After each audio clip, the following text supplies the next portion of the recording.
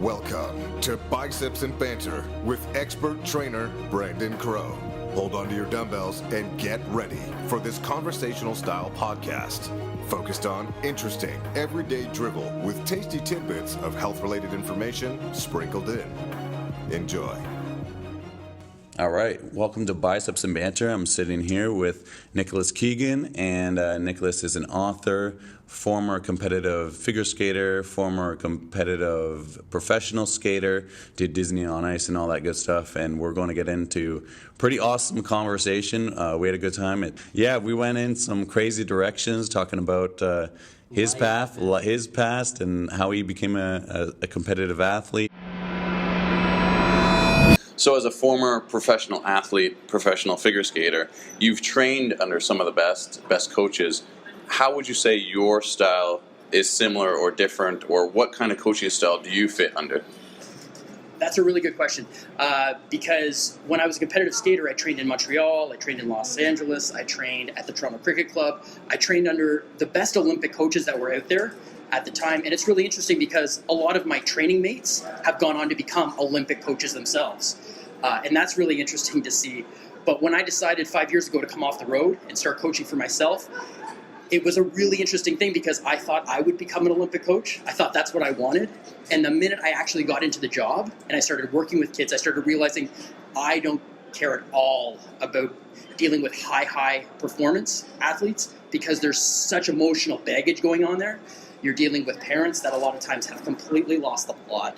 The perspective is completely gone.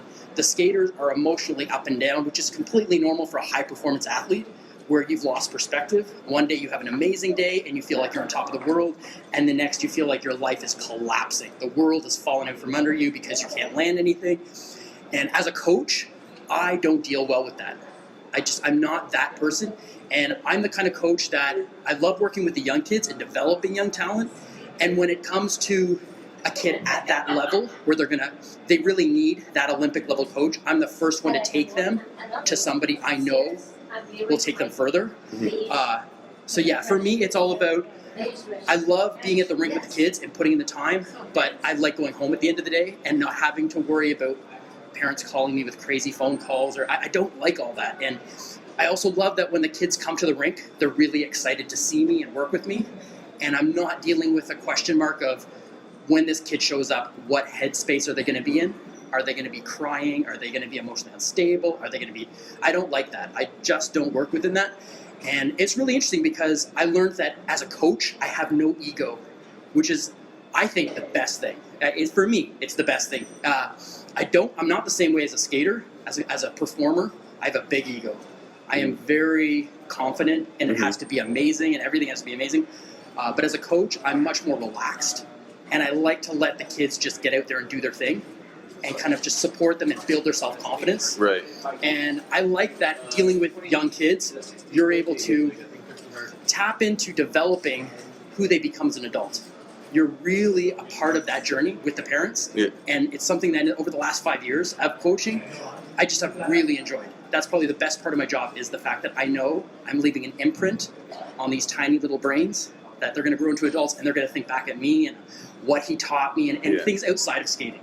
Because when you're coaching, there's a lot of times you start having conversations outside of the sport, things that they're asking or questioning in life. And, I love that input, that back and forth. And when you're dealing with a high-performance athlete, you as the coach have to be in a headspace of, we don't go there. We don't talk about anything outside of this. But a lot of times with young kids, especially as they're coming into their teenage years, they have so many questions about the world, and they just don't feel comfortable talking to their mom or their dad. So a lot of times I'll have that conversation with them, and then I'll go to the parent and be like, okay, listen, this is what's going on with them. Yeah. They need to have a conversation with you about, I love that. I love being that middleman. And I love it. And it's really interesting because I've had competitive skaters over the last 5 years come to me. And I've also had pro teams in Europe come to me asking, like hockey teams, asking me to be on the staff. But again, they're asking me to give up my life here to go on the road with a team. And I don't know, my perspective, I like where I'm at. And it just doesn't seem like a smart move to make for myself. I like where my life is. I like dealing with little kids and developing them. And I don't know, as a coach, that's who I am. And it's not who I thought I was going to be, but that's who I became. And it's a really cool thing. And I'm really proud of myself for that. I'm really happy that that's I found myself in the place I am. So That's no, awesome. That's a big answer. No, that's awesome, man. Awesome. Thank you.